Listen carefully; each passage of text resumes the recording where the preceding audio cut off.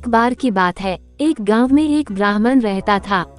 वह सुबह उठता, नहाता, पूजा करता, खाना खाता और फिर सो जाता था। उसके पास किसी भी चीज की कमी नहीं थी। एक बड़ा खेत, खाना पकाकर देने वाली एक सुंदर सी पत्नी और 2 बच्चों का अच्छा परिवार था। सब कुछ होने के बाद भी ब्राह्मण के घर वाले एक बात से बहुत परेशान थे। वो बात ये थी कि ब्राह्मण बहुत आलसी था। वो कोई भी काम खुद नहीं करता था और दिन भर सोता रहता था।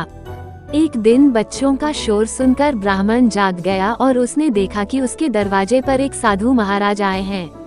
ब्राह्मण और उसकी पत्नी ने साधु महाराज का स्वागत किया और उन्हें भोजन कराया। भोजन के बाद ब्राह्मण ने साधु की खूब सेवा की।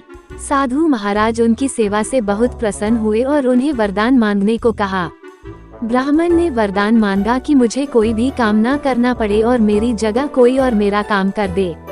तब साधु उसे वरदान में एक जिन देते हैं और साथ में ये भी कहते हैं कि जिन को हमेशा व्यस्त रखना। अगर उसे काम नहीं दिया तो वो तुम्हें खा जाएगा।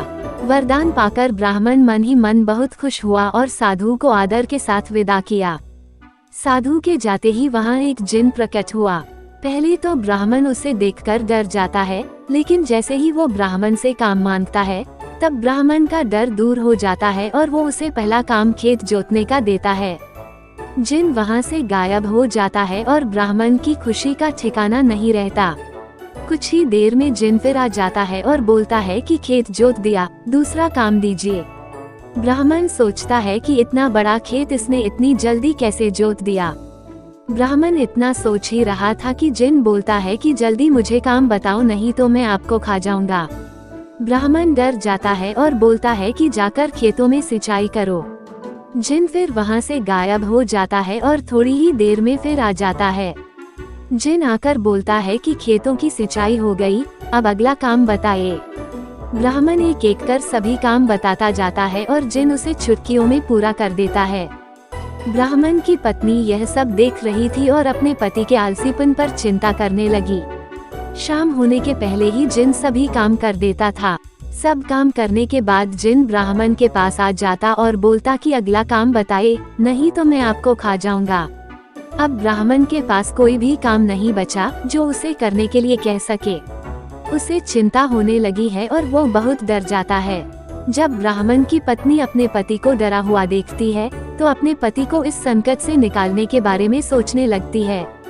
वह ब्राह्मण से बोलती है कि स्वामी, अगर आप मुझे वचन देंगे कि आप कभी आलस नहीं करेंगे और अपने सभी काम खुद करेंगे तो मैं इस जिन को काम दे सकती हूँ। इस पर ब्राह्मण सोचता है कि पता नहीं ये क्या काम देगी। अपनी जान बचाने के लिए ब्राह्मण अपनी पत्नी को वचन दे देता है। इसके बाद ब्राह्मण की पत्नी जिन से बोलती है कि हमारे यहाँ एक कुत्ता है, तुम जाकर उसकी पूंछ पूरी सीधी कर दो। याद रखना उसकी पूंछ एकदम सीधी होनी चाहिए। जिन बोलता है कि अभी यह काम कर देता हूँ। ये बोलकर वो वहाँ से चला जाता है। लाख कोशिश के बाद भी वह कुत्ते की पूंछ सीधी नहीं कर पाता और हार मान लेता है। हार कर जिन ब्राह्मण के यहाँ से चला जाता है। उस दिन के बाद से ब्राह्मण अपने आलस को छोड़कर सभी काम करने लगता है और उसका परिवार खुशी खुशी रहने लगता है।